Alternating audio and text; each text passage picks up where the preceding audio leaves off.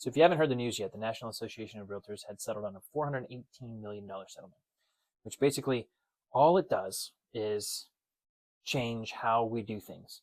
The actual parts about compensation are relatively the same. In this video, I'm going to explain how compensation used to go and then how compensation can be handled after the settlement.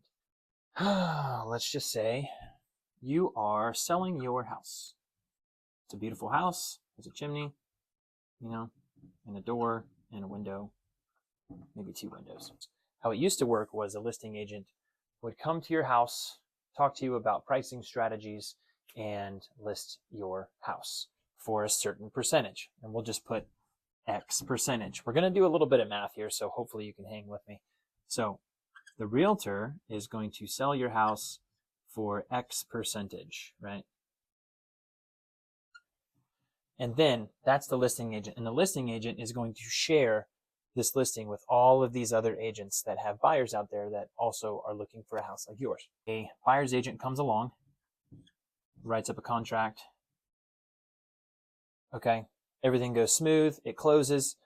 What happens is the listing agent is going to split X divided by 2 equals the buyer's agent's amount. Right? So it might not be 2 as a common practice to do it that way.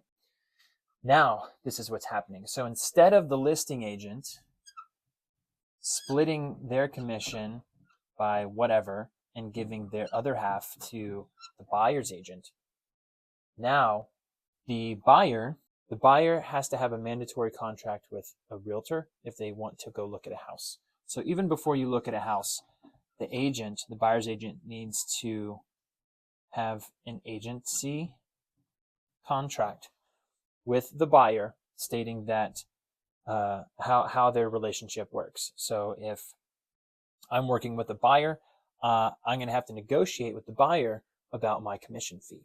So that could be X percentage, whatever we agree on. Okay. So that means that the buyer is going to pay me X percent when we find a home and close on it. Now, that's what this says.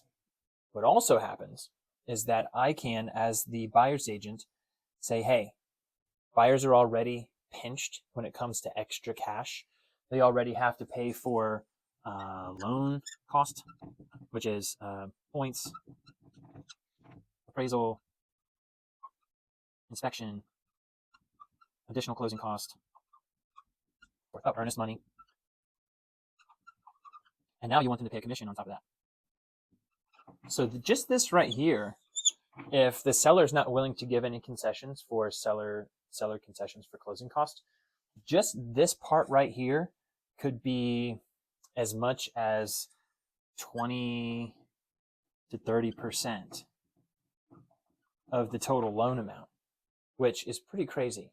So on top of that, the sellers want you to also pay for the buyer's agent's commission. So now that the buyer's agent's commission is rolled into this, that's going to be an additional X percentage on top of all the extra costs that are accrued when you're purchasing a house. So in order to help minimize the amount of costs it's going to take for the buyers to purchase a house, we as buyer's agents are going to help assist with all of the closing, basically by asking the seller to cover the buyer's agent's cost directly.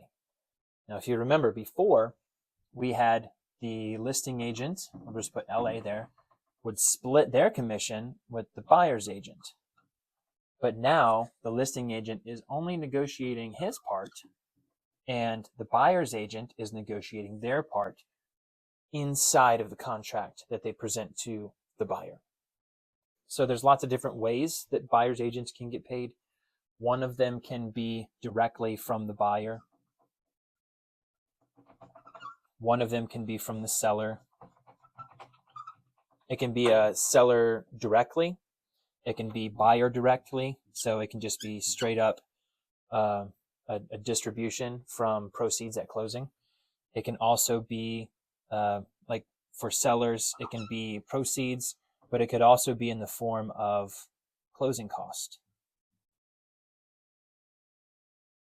So if the seller is willing to compensate portions of the closing cost, that can go towards their buyer's agent's commission. Buyers, depending on some loan types, are able to bump up the amount of closing costs that they can get from a seller in order to compensate for the additional cost of the buyer's agent. So a few things to touch on. What's the big deal about this? The big deal is that the National Association of Realtors were being sued, saying that there was collusion in the market and that our buyers agents and listing agents were all getting we're all colluding together to get one type of percentage, and that's it. When all of this stuff was negotiable before, it's just most people never did it. You could always get what's called a discount broker or a flat fee agent. And while they're all well and good and they have their own place in the market, most of the time, discount brokers and flat fee people, they don't go above and beyond. They'll take pictures with their iPhone. They'll put a sign in the yard. They'll put a lockbox on the front door and all that stuff, which is all typical of every real estate agent these days. So if service isn't your main focus, if you want to have to do a lot of the stuff on your own and by yourself, then discount brokers, flat fee agents are the way to go. If you want somebody who is going to just handle all of this stuff for you and give you counsel and give you direction and give you an idea of what's coming and not to have any surprises, so that when things do arise during a contract or during a transaction, you're not going to have any surprises. You're going to go, oh, okay, yeah, I remember Micah told me about that. Oh yeah, Micah told me that this was going to happen. I am 100% service oriented. I want to make sure that everything is lined up, buttoned up, organized, straightened out, so that the whole thing runs smooth. And how much would that be worth to you? So now when I'm presenting with sellers, I only have to negotiate my fee. But when I sit down with sellers, one of the things that I have to mention to them is that you don't have to give a buyer's agent's commission. I'll just shorten that. You don't have to give a buyer agent commission. In fact, you could say, I'm not going to entertain it. However, the majority of buyers that are going to be coming through your front door as a listing will have some type of representation and will absolutely, if they are following the rules like they're supposed to, each one of those buyers are going to have one of these buyer agency relationship agreements.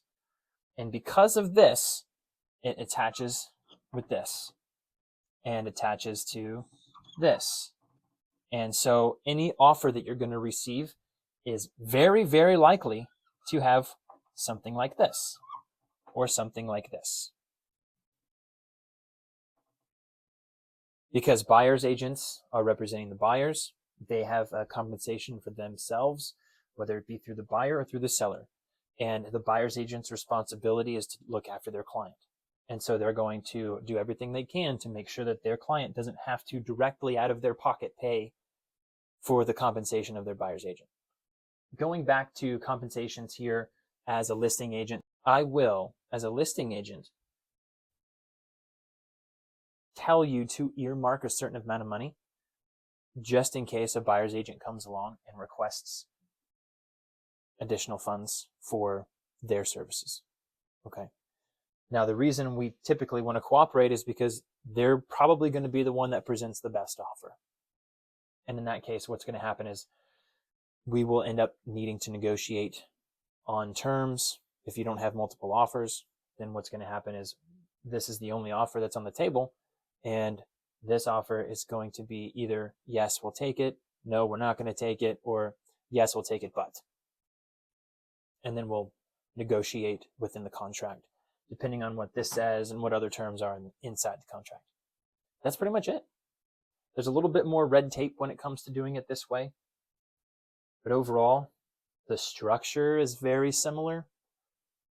If you have any questions or you want to learn more or you're planning on listing or you're planning on buying, please message me. Please, because this can get confusing and you probably are confused a little bit by what's going on here. I prefer to do buyer consultations and seller consultations in advance before we decide to go look at properties or before you decide to list, because there's a lot of stuff that goes on in the background that's important to take care of pre-listing or pre-purchase. So get with me. Let's set up a consultation. Hopefully you guys got some value out of this. And I really do appreciate you watching it all the way through. If you didn't watch it all the way through, it's okay. But if you did watch it all the way through, maybe there will be a giveaway. So if you did watch it all the way through and you see this part of the video and you respond in the comments, let's just put giveaway. If you put in giveaway in the comments, I'll know that you finished this entire course, and then I'll raffle off something and give it to you. All right? Well, thanks a lot, guys. I appreciate it again. And until next time.